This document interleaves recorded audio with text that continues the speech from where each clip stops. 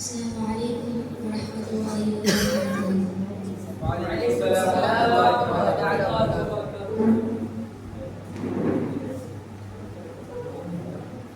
തനാഫസിന്റെ ഈ വർണ്ണാഭമായ വേദിയിൽ ഞാൻ നിങ്ങളോട് കൊച്ചു കഥ പറയാം. എന്റെ കഥയുടെ പേര് ജനക്ഷേമ താല്പര്യനായ ഒരു രാജാവ്. ധാരാളം വിവാദങ്ങൾ ചെയ്യുന്ന ഖുർആൻ മനഃപ്പാടമാക്കിയ മഹ്മൂദ് അഫ്ന്ദിയായിരുന്നു ആ രാജാവ്. തന്റെ രാജ്യത്തെ 7 പ്രവിശ്യകളാക്കി പല നാട്ടുരാജാക്കന്മാർക്കുമായി വിഭജിച്ചു നൽകി. അതിലൊരു രാജാവിന് സുന്ദരിയായ ഒരു മകളുണ്ടായിരുന്നു.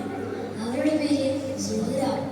മഹ്മൂദ് അഫ്ന്ദിയുമായി അവരുടെ വിവാഹം ഉറപ്പിച്ചു വെച്ചിരിക്കുകയായിരുന്നു. ഒരു ദിവസം മഹ്മൂദ് അഫ്ന്ദി നായാട്ടിനായി ദേഹത്ത് മുഴുവൻ എണ്ണ തേച്ച് കൊട്ടാര മട്ടുവാവിൽ ഉലാത്തുകയായിരുന്നു.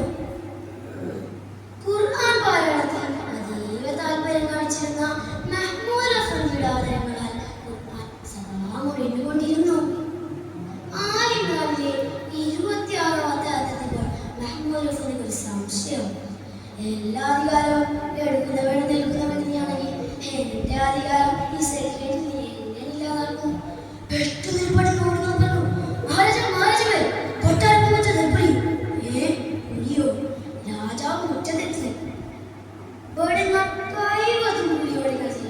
പക്ഷെ പുലിമാർക്ക് പ്രശ്നമില്ല. അവസാനം മഹ്മൂദ് അഫ്ന്ദി തന്റെ ഇടപാട് വലിച്ചുപോയി പുലിക്ക് നേരെ നീങ്ങി. പെട്ടെന്ന് പുലി ദൂർന്ന് നിൽക്കുന്ന കാട്ടിലേക്ക് ഓടിപ്പോയി. പിന്നാലെ മഹ്മൂദ് അഫ്ന്ദി കുതിര കൊടുത്തു. ദീർഘനേരത്തെ പരിശ്രമത്തിന് ശേഷം പുലി കാട്ടിൽ അപ്രത്യക്ഷമായി.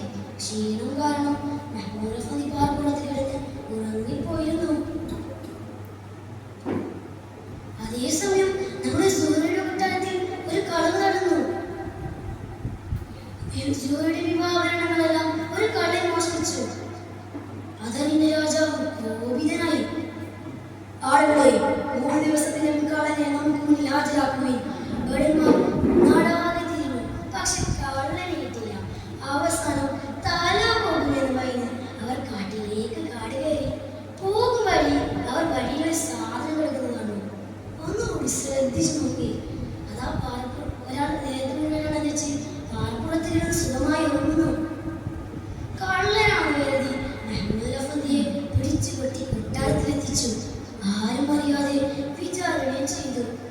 7 കൈകളും വെട്ടിമാറ്റി.